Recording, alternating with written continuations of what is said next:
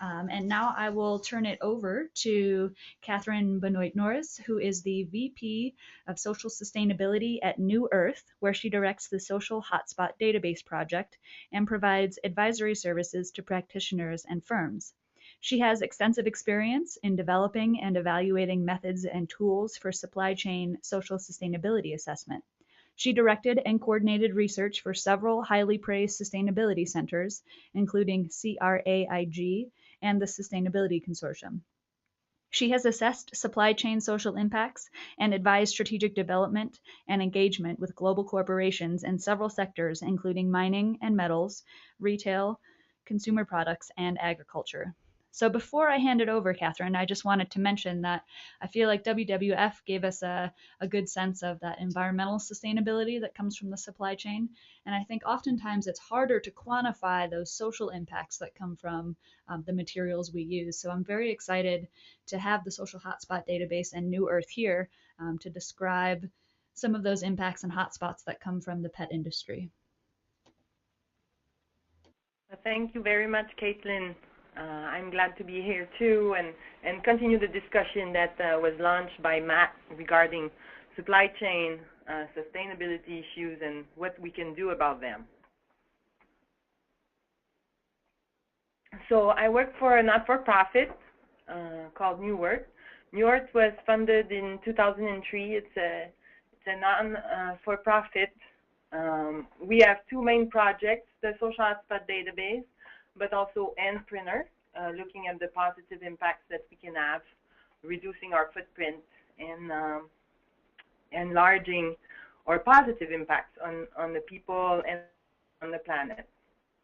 So we have extensive expertise in social life cycle assessment and social auditing and sustainability purchasing, and we collaborate with many organizations, including the United Nations International Trade Center, which recently released its new version of Standards Map, which is listing some of the main standards and certifications available out there that can be applied to many different commodities.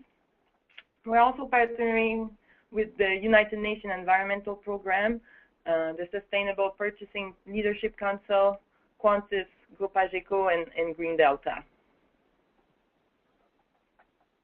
Next slide, Caitlin. So why are social sustainability issues so important today? One of the issues is that things are not necessarily getting better.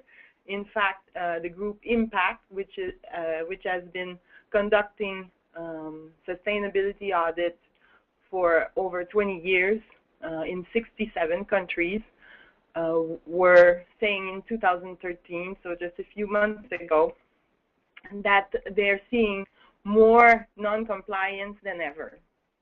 So even though quite a bit of effort and energy has been put into social auditing and trying to get things better on the ground, things are still not moving in the right direction. Another element is the increased trade in intermediary inputs.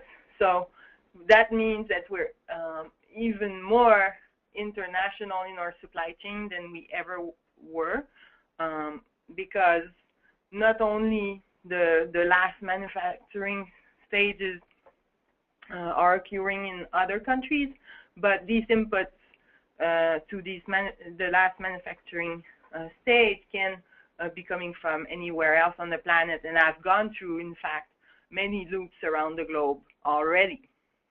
And then we also have major events, such as the Bangladesh fire last year, that were followed with more fire and fire in China, and that was in the apparel sector, but similar issues were found in some other sectors, like chicken in China, or tanneries in Bangladesh, and more recently there was a report from the Harvard School of Public Health on the forced in child labor in the carpet industry in India, just to name a few. Next slide. So I spoke about all the risk and the issues that are not going well, but there's also all the things that are getting done on the ground and that are really worth communicating along in the supply chain and up to the consumers. What can you do to manage social sustainability? First, you can look at and understand better your own supply chain and conduct a due diligence. You can evaluate what's material for your company and your industry and engage with your stakeholder. As Matt was presenting, engagement goes a long way to make things better in supply chain. Then you can engage in verification, capacity building with your suppliers, and increasing shared value. So a shift in how you consider your supply chain. And finally, you can report on all your improvement through sustainability reports. And just a quote from PricewaterhouseCoopers last year, which from a report where they were demonstrating that success in sustainability has a direct correlation to success in business. So taking into account your supply chain risk and learning how to manage them better is really going to have a good correlation to your success business-wise. There's also the pressure to manage and report supply chain risk. The Protect, Respect, and Remedy framework from the UN is requiring human rights due diligence. The recently released GRI G4 is also introducing reporting on supply chain significant and potential social issues such as labor rights and human rights impacts. The Dow Jones Sustainability Index is now asking about formalized process to identify supply chain risk. We have ISO 26000, the California Transparency Act, the Dodd-Frank Act, and conflict minerals. So there's lots of pressure out there. Some of the tools that exist to look at supply chains are environmental and social LCA. Most of you are probably familiar with environmental life cycle assessment. The social life cycle assessment evolved in parallel, and there was a guideline published by the United Nations Environment Program in 2009, which defined the consensus on the methodology. So it's basically looking at the impacts on various stakeholders and on different impact categories along the supply chain. Next slide. So it captures impacts on labor rights and decent work, human rights, health and safety, governance, and community, and includes subcategories such as child labor, forced labor, wage, poverty, migrant labor, discrimination, gender equity, injuries and fatalities, corruption, drinking and sanitary facilities, and so on. We're conducting social LCA with various industries. There are some key aspects to consider. First, the objective of the evaluation. Do we want to conduct a materiality assessment to find out what are the issues that have the most that are most significant for the industry or the company? Are we thinking about public reporting? Do we want to conduct some product comparison? Do we want to find out about better sourcing practices, or do we want to enable a risk management program? So we can choose in between a generic approach or something that's more customizable. We've At New Earth, we were the one leading the development of the UNEP-CITAC guidelines and also the methodological sheets that were just published in November on the UNEP Life Cycle Initiative website.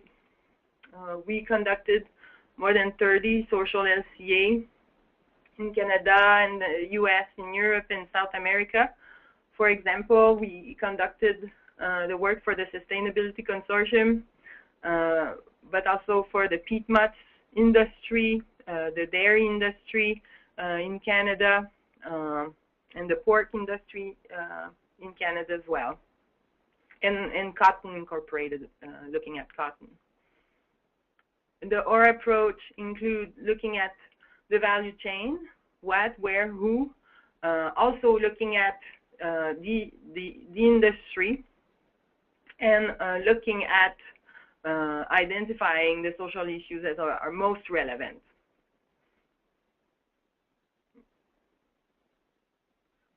We use two complementary approaches: social hotspotting, to look at the hotspot in the supply chain, and a specific analysis, which is applied often by industries to find out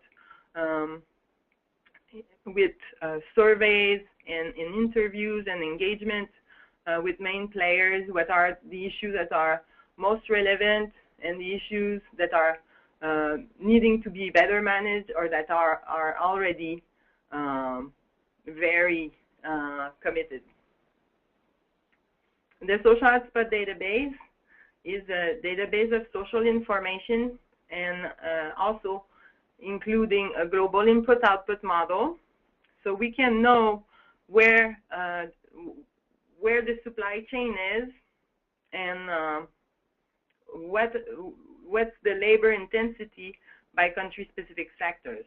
So, for example, if we are thinking about the vegetables and fruits in Chile, we can know for $1 million worth how many hours of labor were involved in which country and sectors. The social hotspot database also includes a user portal which only display the risk by country and sector. And here's an example looking at the food products sector, which is the sector including pet food for China and the US. And we see that China has more overall risk. And looking at labor rights, the issue contributing the most to the risk is working time. We applied the social hotspot database to pet food for the Sustainability Consortium. For that study, we were studying the US market.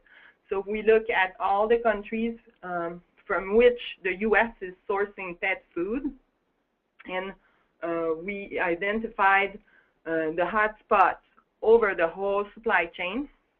So the main countries that were at risk, identified at risk in that study, were China and India, followed by Cambodia and Thailand. And the sectors that were most at risk where fishing was the one contributing most to the risk, but then also the food products or manufacturing of pet food, vegetable, fruits, and nuts, and followed by paddy rice and the chemical product sector. The issues that were coming up most often in that analysis were labor rights and decent work in China, along with health and safety in China, human rights and labor rights and decent work in India, where the issues most called for, and overall health and safety was the issue that appeared in most countries. So this is just a snapshot of some of the results that we got for the Sustainability Consortium. So we work at two levels: the level of industry, looking at manufacturing or growing food, but we also look at whole supply chain. If you want to manage, just go back a minute, Caitlin. So managing social sustainability is about bringing more clarity and integrating efforts. You can start by understanding better and prioritizing resources, taking actions, and then most importantly, also measuring the positive impacts that your action have on the people and on the planet. So thanks very much.